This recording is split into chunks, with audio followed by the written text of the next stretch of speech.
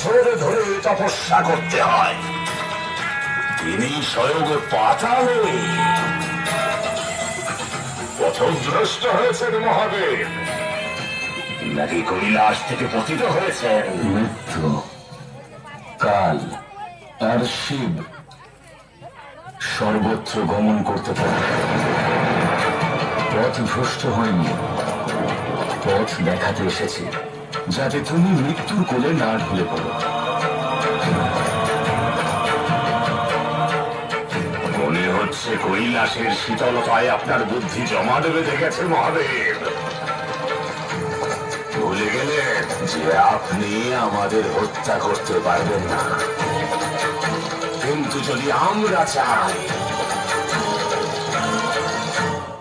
সমুদ্রের ঢেউ অহংকার করে অনেক উপরে উঠে যায় শুম্ভ, কিন্তু তাদেরকে সাগরেই পতিত হতে হয়। তাই ধরে নাও যে আজ সমুদ্র নিজে তার ঢেউদের সতর্ক বার্তা এবং সুযোগ দুটোই দিতে এসেছে। সুযোগ তো আমি দিয়েছিলাম দেবতাদের আমার চরণে আশ্রয় নেওয়ার জন্য, কিন্তু চন্দ্রমুণ্ডকে বধ করে তারা সেই সুযোগ হারিয়ে ফেলেছে। এবার সতর্ক বার্তা আপনি শুনুন মহাদেব। যে প্রকারেই হোক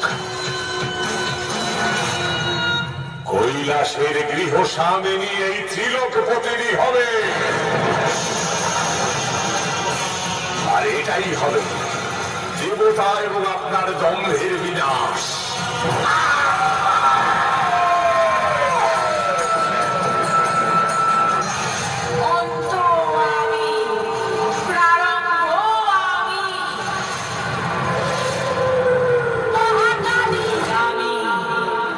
ছোটবেলা থেকে গাড়িকে বোঝানো হয় যে সে দুর্বল, কিন্তু সময় এলে পরে সেই গাড়ি নিজের ভাই, নিজের স্বামীর শক্তি হয়ে পাশে দাঁড়ায়। আজ সমগ্র সংসারে এক উদাহরণ সৃষ্টি হবে যে প্রত্যেক নারীর মধ্যে শক্তি আছে, আর শক্তির অপর নাম হলো মহাকালী। এক নারী তোকে জন্ম দিয়েছে, প্রতিপালন করেছে, কিন্তু তুই সংসারের সমস্ত